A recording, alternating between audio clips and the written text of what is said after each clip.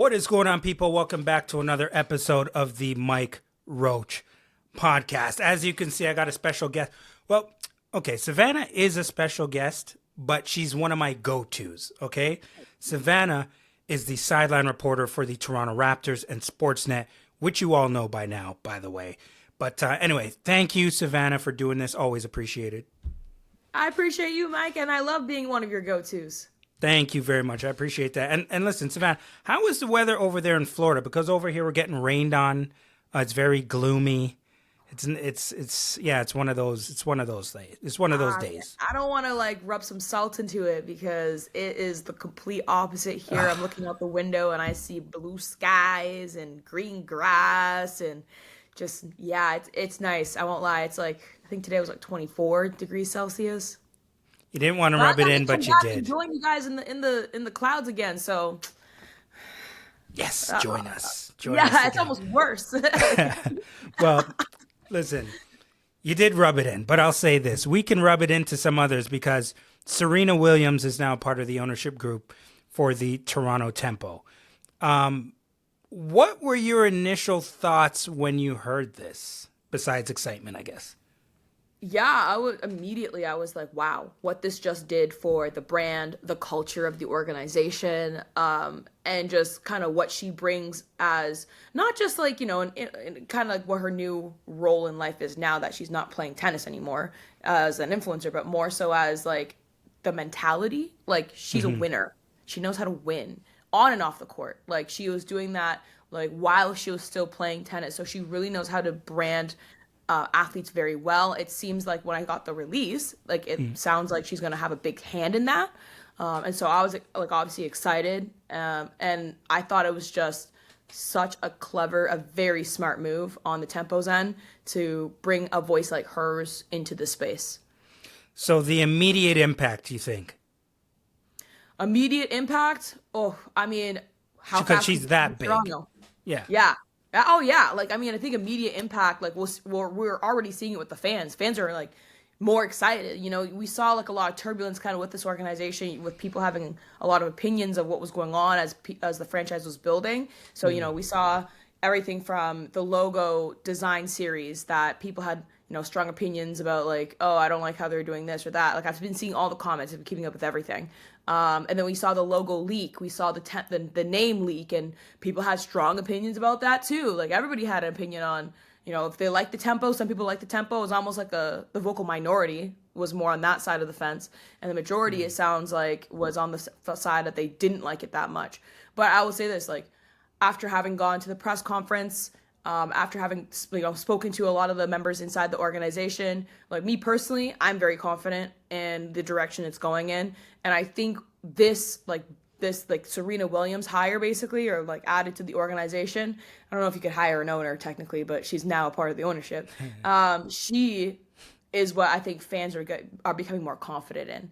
I already knew that they were going to be okay behind the scenes and everything, but I think this is a bit of confidence for the organization on the fan standpoint. Okay, oh wow, we got a real figurehead here, What does it say about the evolving role of athletes in team ownership? Because we're starting to see this a bit more often now.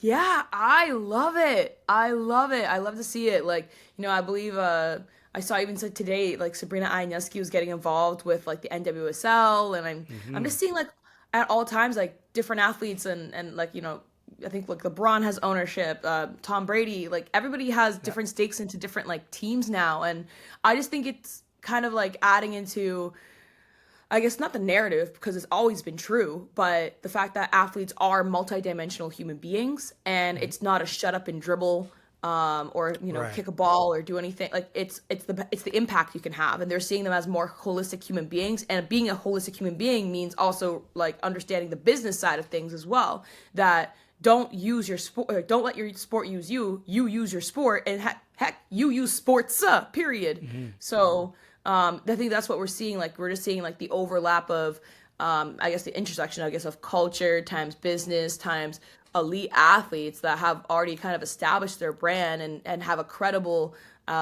voice in the space expanding. And I love to see it because I think it's 2025, and everybody needs to see athletes continue to build their brand and to do more and to expand the game, especially on the women's side. Like, I love seeing it when big names come into the women's side, because, you know, the men's side, there's already millions, billions of dollars on the men's sports side, and the women's sports side is just still growing. It's still an ecosystem that's very much emerging, and also it's the smart business move. Like, it's actually smart. Like, you know, buy low, sell high type of thing. Like, there's this right now. I won't even call it buy low because the price has already gone up. But like right now, they're still in a stage where they could enter. There's still an entry point right now. Yeah, and I agree with you, because my next question was going to be, why do you think she was interested in coming here, aside from the business aspect of it? Because Toronto's a great city. That's all there is to say. Honestly, like, you know, I bet you, like, I haven't read enough like articles to see like exactly like why. I think that's going to come out probably a little bit later. But I'm willing to, like, you know, I think she has a deep respect for Canada. It did say in the press release that like she had one of her first matches in Canada, like before, like as a tennis player. And so I think it kind of holds potentially a soft spot. Like I said, I'm kind of just assuming things. I haven't sitting down and talked to her about it yet. But I think, like, if you look at Toronto as a market in general in sports, like, I easily say it's like a top 5 market, like, in North America. You know, you could put the LAs, the New Yorks up there for sure, Atlanta, Chicago, you know, throw Miami if you want, but like, yeah, it's debatable, like top 5, top 6 maybe market in North America. Yeah. And I think that like we see the Raptors fandom and how big of an audience the Raptors have. They have Canada, you know, it's not just like a local city. Meanwhile, like NBA cities down here, like they're limited to their state, and even in some states they have multiple teams. So you're only limited to a certain geographic audience. Meanwhile, Canada is your country, so like you can expand a brand across the entire like nation. So I think that's appealing on a business sense for her to get involved. I think the culture of Toronto is like obviously like pretty involved, and I know people are saying she just wants to get back at Drake. I highly doubt someone's gonna put a bid in for a couple, like, I don't know. I'm guessing she's probably threw a couple mils to like get into an ownership position. I don't think they're doing that just to be bitter. And if they are doing it to be bitter, well, good for you. I don't think so either. Yeah, exactly. Now I did see you in an interview. I believe it was you in the interview with the new GM for the team, Monica Wright Rogers. Your initial thoughts on her as the first general manager, and maybe the only general manager, if she's going to be doing a great job for the Toronto Tempo. Oh, yeah. Okay, so my initial thoughts was honestly like I went back, did my research a little bit more on who she is and exactly like what she could potentially bring here. And I was able to actually speak to Nick Uren. So Nick Uren is the current general manager of the Phoenix Mercury, and she was the assistant under him, assistant GM. And I feel like that's where I got the most insight from, because like, you know, nothing's more telling than your former boss who has nothing to do to say anything, right?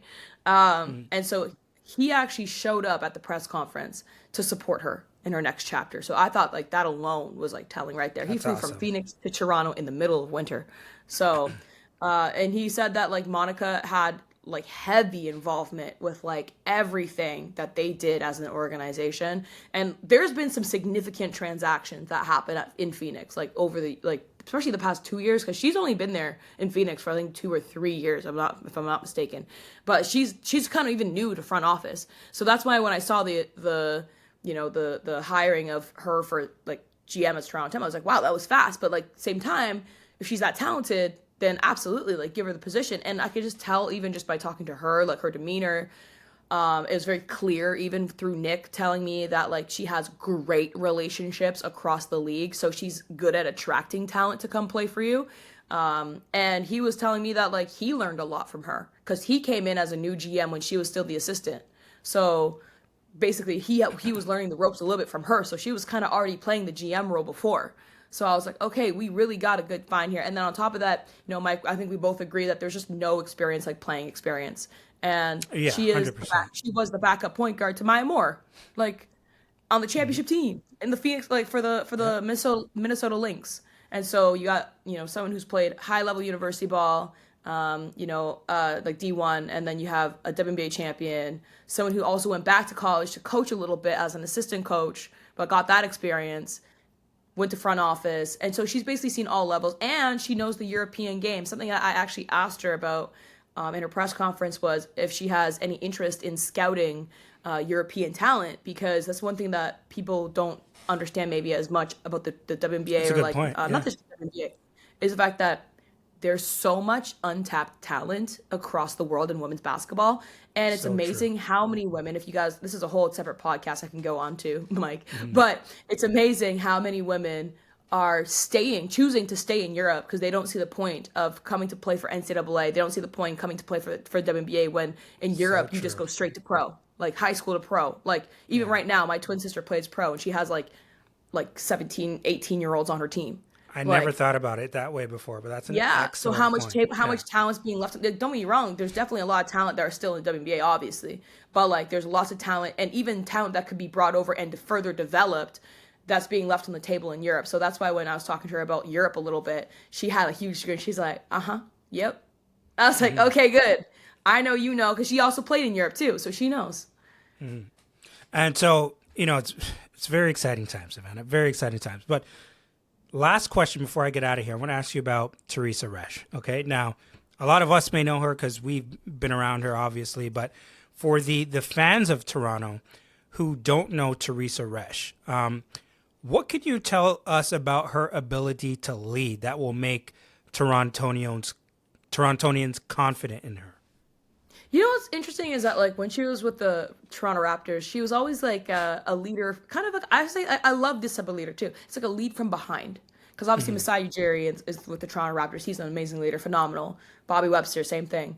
But she was always kind of like lurking a little bit behind, but people didn't realize the impact she had on the Toronto Raptors franchise, and like the logistics specifically, like when the Raptors had to go down to Tampa, right, and she had to like organize all that. What does that look like facilitate everything, and then OVO is also one of her claim to fames, like with the Raptors, like building the entire practice facility, which at the time was actually something new to the NBA as a whole. Like not a whole lot of NBA teams had practice facilities. And so she was kind of in charge of overseeing that, because before, Raptors were just practiced out of Scotiabank.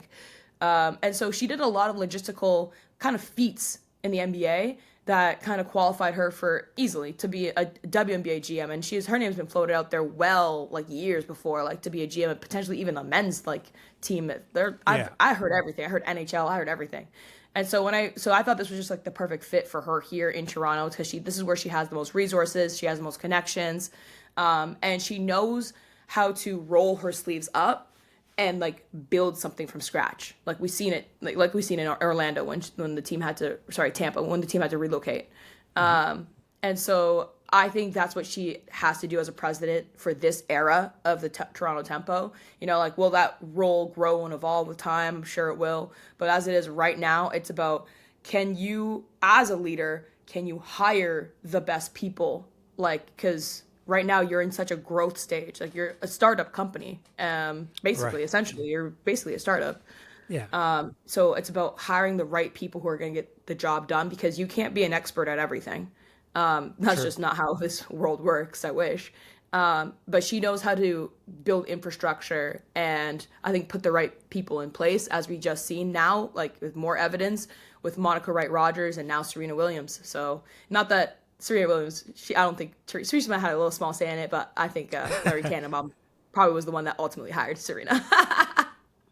All right, there it is. Sideline reporter for Sportsnet and the Toronto Raptors, Savanna. Thank you very much. You're my go-to. Told you that. Hey, let's go. Thank you. I'm trying to do keep it on the beat of the tempo.